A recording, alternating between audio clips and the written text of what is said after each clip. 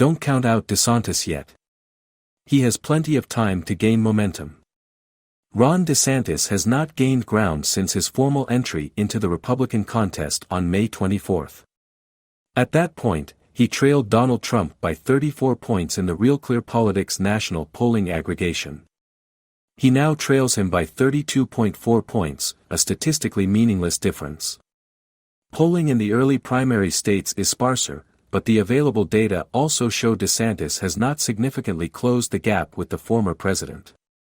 But it's far too early to count out the Florida governor. In fact, history and the challenge DeSantis faces suggest he could yet prevail. Candidates entering a contest with a well-known, clear frontrunner typically do not make huge gains early on.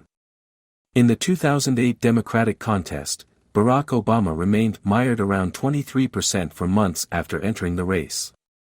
Frontrunner Hillary Clinton actually increased her lead in national polls from 9.5 points in early June 2007 to more than 20 points in January 2008.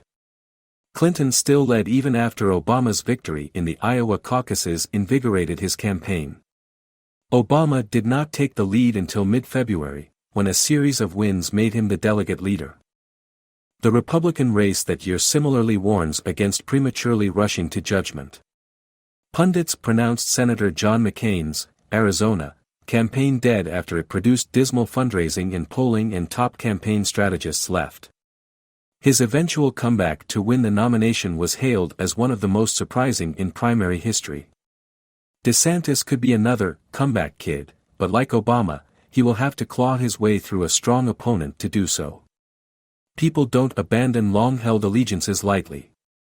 They need good reasons to change flag bearers, and they need to feel that their new preferred candidate is a safe receptacle for their hopes. That will take time.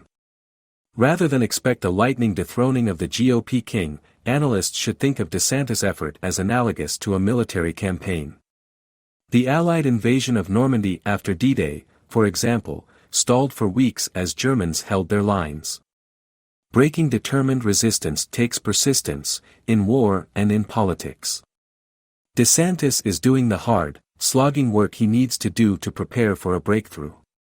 He is attacking Trump at every opportunity, arguing that the former president cannot be trusted to fight progressives and win.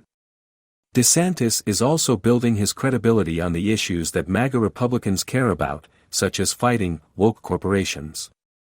The hope is that by the time people vote, enough Trump fans will have reluctantly left their wounded hero to anoint DeSantis as the new MAGA chief. The debates will be crucial for the governor. He rightly resisted pressure to skip them and now will likely have a chance to present his vision without incessant attacks from Trump, who has said he might not participate. DeSantis should use the opportunity to argue that he represents the new Republican Party, unafraid to defend traditional values against progressive assaults while also embracing old conservative values such as cutting taxes and banning abortion. If he can do this, he could begin to gain ground. He might even prod Trump into making more frenzied attacks, which could misfire. Failure to reassure non-MAGA Republicans that he shares many of their core values would leave an opening for more traditional Republicans such as former UN Ambassador Nikki Haley or Senator Tim Scott, SC, to rally the old conservative remnants. He should expect them to try to attract GOP hawks by attacking his generally hesitant, though inconsistent, comments on America's support for Ukraine. DeSantis should be prepared for this and endorse further military aid for the plucky nation while also making clear that he will not let the United States be dragged into a war with Russia. Also keep in mind that the typical voter is not paying close attention to every move and utterance by a candidate. Even regular caucus voters can change their minds quickly as the day of decision approaches. Each of the last 3 Republican Iowa caucuses have seen significant polling shifts after mid-November. Indeed, Rick Santorum's rise in 2012 was so rapid that even the final polls massively underestimated his support. It's not surprising that there hasn't yet been a significant shift in Iowa polling. What's surprising is that so many pundits expect to see it when history teaches them not to. None of this means DeSantis will eventually prevail. Campaigns matter, and the road to the White House is littered with people who looked strong and ended up weak. Then Texas Governor Rick Perry entered the 2012 race in August 2011 with a bang, leading eventual nominee Mitt Romney by roughly 12 points in mid-September. His fall, helped along by poor debate performances, was just as rapid. By mid-October, the apparent giant killer trailed Romney by about 11 points nationally. He would drop out after finishing fifth in Iowa and last in New Hampshire. Whether DeSantis follows in Perry's footsteps will be determined between now and next spring. Pretending to know what will happen at this stage is folly.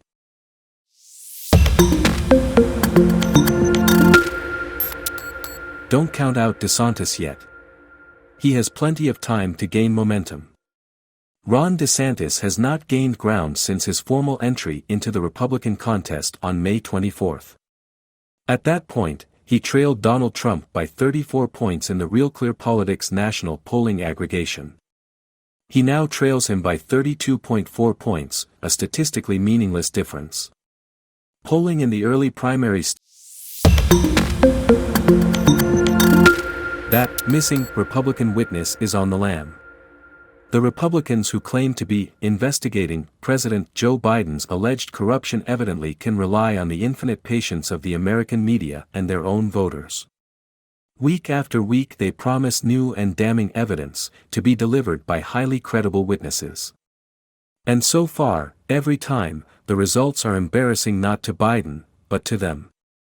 Consider the highly credible witness touted repeatedly over the past several months by Representative James Comer, Republican Kentucky, the House Oversight Committee chairman.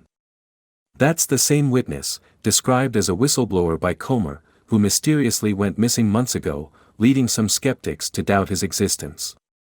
He does in fact exist, although at this point some Republicans may wish that he didn't. The mystery man is Gal Luft, a 57-year-old dual citizen of the United States and Israel who ran the Institute for the Analysis of Global Security, a Maryland think tank, and who also appears to have dabbled in illegal arms sales and covert assistance to Chinese influence operations. Such dubious activities were Luft's side hustles, at least according to a federal indictment unsealed this week.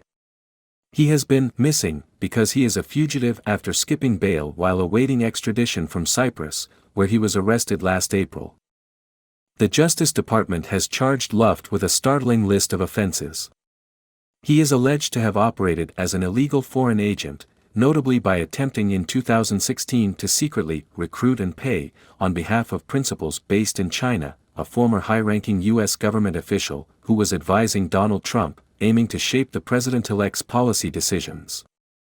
Prosecutors also accused Luft of seeking to broker illicit arms transactions with Chinese dealers and of attempting to break sanctions on Iranian oil by marketing it as Brazilian oil. They also say he lied on multiple occasions to federal agents. Luft denies everything and claims to have fled because he doesn't believe he can get a fair trial in New York, where the indictment was filed. He also insists that the Justice Department only charged him to block his supposedly damaging